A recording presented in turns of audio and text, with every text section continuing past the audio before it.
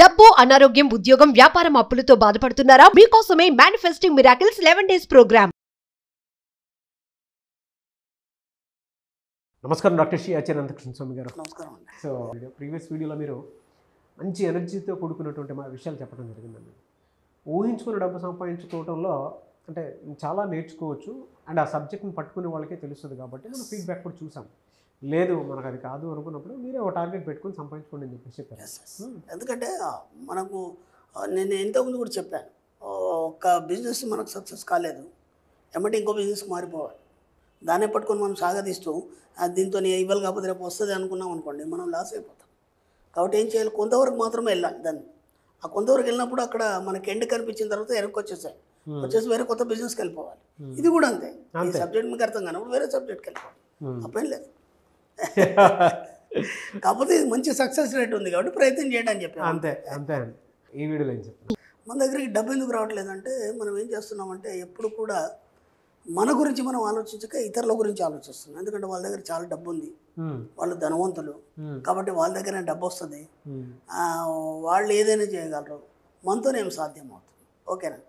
ఇవి మనం చిన్నప్పటి నుంచి కూడా వినుంటాము, లేదా మన పరిసర ప్రాంతాల్లో కూడా ఏదైనా ఒక అవసరం వచ్చింది, సపోజ్ మనమే ఒక మధ్యతరగతి వాళ్ళు ఉన్నారు, ఒక చిన్న ఫంక్షన్ చేయాలి అనగానే మనం ఏం ఆలోచిస్తామంటే ఎంత ఖర్చు అవుతుంది. అందరు కూర్చొని లెక్కలు వేసుకొని ఎంత అవుతుంది, దేనికి ఎంత అవుతుంది అన్నప్పుడు ఇది భోజనాలకు ఎంత అవుతుంది, లేదంటే ఆ ఊరికి వెళ్ళి రావడానికి ఎంత అవుతుంది. అంటే ఫంక్షన్ అన్నప్పుడు ఏముంటుందంటే ఏదో ఒక మొక్కు ఉంటుంది మనకి, ఆ మొక్కు దాన్ని తీర్చుకొని వచ్చిన తర్వాత దానికి సంబంధించిన కార్యక్రమం చేయడం అట్లాంటిది ఉంటుంది. ఆ పోయి రావడానికి ఎంత అవుతుంది, భోజనాలకు ఎంత అవుతుంది, పలాను పిలవాలి, ఇక మిగతా ఖర్చులు అన్నీ లెక్కేసి టోటల్గా ఒక 50,000 1,00,000 వేస్తారు. 1,00,000 రూపాయలు ఉన్నాయా వాళ్ళ దగ్గర? లేవు.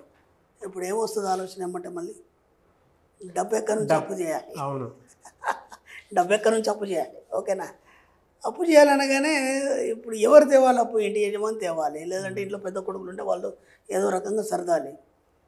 అప్పటికే వాళ్ళు అప్పుల్లో ఉన్నారు, కానీ ఇది ఖచ్చితంగా చేయాలి. లేకపోతే వాళ్ళకి ఏంటంటే ఒక అనీజీ ఫీలింగ్, అంటే చేయకపోతే ఏమవుతుందో, అందుకే మనం ఇలా ఉన్నామేమో, అందుకే ఏ పనులు అవ్వట్లేదేమో, లేదంటే పిల్లి కావట్లేదేమో, ఇవన్నీ మనకి ఎట్లా అంటే ఒక రకమైనటువంటి వలయంలో మనం ఇరుక్కున్నాం. అవునండి. ఇవన్నీ మనమే సృష్టించుకున్నాం. ఎలా ఉంటాయంటే సాలె పురుగు ఏదైతుందో తన గూడు కట్టి తాను మాత్రం దాంట్లో ఇరుక్కోదు, అది బయటనే ఉంటుంది ఎప్పుడైనా. ఓకేనా? లేదంటే పక్క వచ్చేస్తుంది ఈజీగా, వేరే ఏదైనా సరే దాంట్లో ఇరుక్కుంటుంది. ఇక్కడ మనం ఏం చేస్తున్నాం అంటే మనమే ఈ సమస్యలన్నీ సృష్టించుకొని దాంట్లో ఇరుక్కుపోతున్నాం. అవును.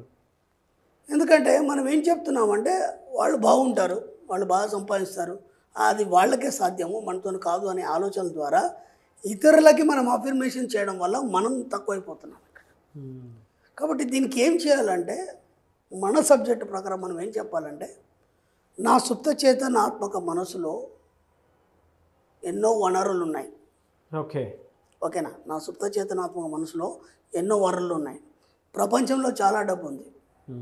ఓకేనా? ఈ 2 పార్ట్స్ ఎక్కడ ఉన్నాయి మీ వనరులు? మీకు కావాల్సినటువంటి సంపద ఐశ్వర్యం అంటే నీ సుప్త చేతనాత్మక మనసు.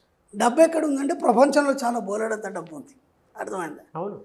ఇప్పుడు నా జీవితంలోకి సరిపడా డబ్బుని సరఫరా కోరుతూ విశ్వానికి కృతజ్ఞతలు చెప్తున్నాను.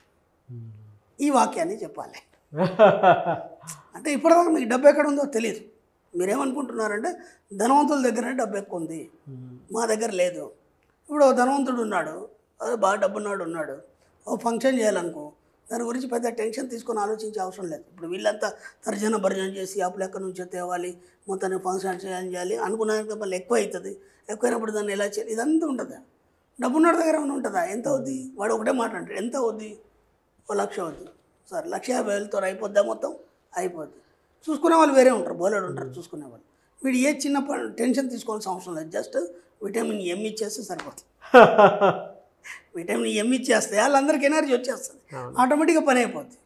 కానీ మనం ఏం చేస్తున్నాం అంటే వాళ్ళ దగ్గర డబ్బు ఉంటుందనే అఫర్మేషన్ చేయడం వల్ల మీరు పేదవారు అనేది విశ్వానికి తెలియజేస్తున్నారు. కాబట్టి ఇప్పుడు మనం ఏం చేయాలి? విశ్వం నుంచి అనంతమైన జ్ఞానాన్ని తీసుకొని ఈ వర్డ్ చెప్పాలి. ఎందుకంటే ప్రపంచంలో చాలా బోలెడంతో డబ్బు ఉంది. ఓకే, నా సుప్త చేతనాత్మక మనసులో బోలెడు వనరులు ఉన్నాయి. ఇవి రెండు చెప్తే ఏమవుతుంది, ప్రపంచంలో బోలెడంత డబ్బు నీకు కూడా వర్తిస్తుంది. నీ సుప్త చేతనాత్మలో మనస్సులో ఉన్నటువంటి వనరులకు సరిపడా డబ్బు నిరంతరం సరఫరా అవుతుంది. ఎంత ఈజీ టెక్నిక్ ఇది, అవునా కదా? ఇప్పుడు నీ లోపల ఉన్నటువంటి ఆ వనరులకు సరిపడా డబ్బు నీకు నిరంతరం సరఫరా చేయమని విశ్వాన్ని అడగాలి. ఇప్పటిదాకా మీరు ఏమడిగారంటే ఇన్ని క్లాసులల్లో లేకపోతే ఇన్ని వీడియోలలో మనం చెప్పింది మీరేమో అవగాహన చేసుకొని ఏం చెప్పారంటే నాకు ఒక ఇల్లు కావాలి, అఫర్మేషన్ చేసుకున్నారు. ఓకే, నాకు అది కావాలి, ఇది కావాలి, కారు కావాలి, లేకపోతే ఇంకేదో కావాలి, అఫర్మేషన్ చేసుకున్నారు. డబ్బు సరఫరా చేయమని ఎప్పుడు అడగలేదు మీరు. అర్థమైందా? ఇప్పుడు ఈ న్యూ ఇయర్లో నేను కొత్తగా చెప్తున్నాను. అర్థమైందా? మీకు కావాల్సిన వనరులు ఏవైతున్నాయో వాటన్నిటికీ డబ్బు సరఫరా చేయమని విశ్వానికి చెప్పండి. అప్పుడు ఏమవుతుందంటే ఆ దారులన్నీ ఓపెన్ అయిపోతాయి. విశ్వం మీ ముందు ఖజానాన్ని తెరిచి పెడుతుంది. నిజం అది. ఎందుకంటే ఎంతోమంది చూస్తున్నారు, ఆ అనుభవాన్ని పొందుతున్నారు. ఈరోజు ఒక ఉన్నత స్థాయికి వెళ్ళారు అంటే కారణం ఇంతే, ఇంకేం లేదు. మనం చేసే దాంట్లో, మనం చెప్పే దాంట్లో చిన్న తేడాతోని మనం ఇలాగే ఉండిపోయినాం. ఇప్పుడు ఆ విశ్వ సంపదని మీరు కోరుతూ స్వీకరించే మనస్తత్వాన్ని కలిగి ఉండండి. అంటే ఎలా ఉంటుందంటే నీకు స్వీకరించే మనస్తత్వం లేదు. ఇప్పుడు మనం చిన్న ఎగ్జాంపుల్ చెప్తానండి. మన ఇంట్లో అమ్మగారు ఏదో వంట చేసి పెట్టారు. ఓకే, మనం ఏం చేస్తాము, మీకు నచ్చితే తింటారు, నచ్చలేదు ఇది బాగాలేదమ్మని గిరాటేస్తారు. ఓకే, తర్వాత ఒక హోటల్కి వెళ్ళారు, ఒక రెస్టారెంట్కి వెళ్ళారు. మీ ఊహ ఏంటంటే దోశ ఇలా ఉండాలి, అలా ఉండాలి, మీకు ఒక ఊహ ఉంటుంది. వాడు పద్ధతిలో వేసిస్తాడు. ఏమంటే అంటారు ఇది బాగాలేదంటారు, రిజెక్ట్ చేస్తారు. ఓకేనా? ఒక డ్రెస్సింగ్ కోసం మీరు ఒక షాప్కి వెళ్ళారు. ఓకేనా? ఖచ్చితంగా మీరు డ్రెస్ కొంటామని డిసైడ్ అయ్యారు. వెళ్ళిన తర్వాత అది నచ్చలేదు మీకు. ఇప్పుడు ఎలా ఉంటుందంటే కొద్దిగా అటు ఇటుగా తేడా ఉన్నా సరే ఇది బాగాలేదని వంకలు పెట్టి ఇచ్చేస్తారు.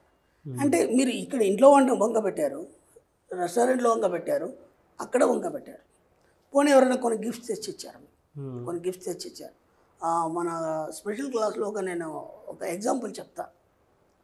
ఒక వ్యక్తికి ఒక పెద్ద గిఫ్ట్ వచ్చింది. ఒక మంచి ఏమంటారు దాన్ని, పూల తొట్టి వచ్చింది. పూల తొట్టి పెద్దది, వాటర్ వేసి దాంట్లో పూలు పెట్టాలి. అది సరిగ్గా హాల్లో పెట్టాడు. ఓకే, హాల్కి అది అందాన్ని ఇచ్చింది. అవును, అనుకోకుండా ఇక్కడ చేయి తగిలి కాలు తగిలేదు, పగిలిపోయింది. ఓకేనా? ఇప్పుడు ఆయన కావాలని పగలగొట్టాడా, లేదంటే యాజ్ యూజువల్గా పగిలిపోయిందా? కావాలని కాదండి, కావాలని కాదు, యాజ్ యూజువల్గా అనుకోలేము, అసలు యాజ్ యూజువల్గా జరిగింది కదా. నేనేమంటానంటే అది కావాలని పగలగొట్టాడు అంటాను. ఎలా అంటే ఎవరో గిఫ్ట్ ఇచ్చారు, అందంగా ఇక్కడ పెట్టాడు. ఇప్పుడు ఏమైందంటే అది కొద్దిగా పెద్దగా అయింది. అదే అంటే ఇంత సైజు ఉంటే సరిపోతుంది, కొంచెం పెద్దది తెచ్చాడు. అంటే ఆయనను బట్టి ఆయన తెచ్చాడు. ఆయన గిఫ్ట్ ఇచ్చేవాడు కొలుచుకొని పోడు కదా, దాని ప్రకారం ఆయన ఇచ్చాడు, అక్కడ పెట్టాడు. కానీ ఈయన రోజు ఇలా రావాల్సింది ఆ ఏదైతే తొట్టి ఉందో అది డిస్టర్బ్ అవుతుంది కాబట్టి ఇలా తిరిగి వస్తుంది. అర్థమైంది? ఆయనకి ఎప్పుడేమనిపిస్తుందంటే ఇది పెద్దగా అయిపోయింది, కొద్దిగా చిన్నగా ఉంటే బాగుండు. అలా ఎప్పుడు కూడా మనకు ఒక దారి అలవాటు అయింది, లేకపోతే ఒక చైర్ అలవాటు అయింది. కొత్త దాంట్లోకి వెళ్ళేసరికంటే మనకు అనీజీగా ఉంటుంది. అదైతే బాగుండు అనే ఆలోచన వస్తుంది కదా.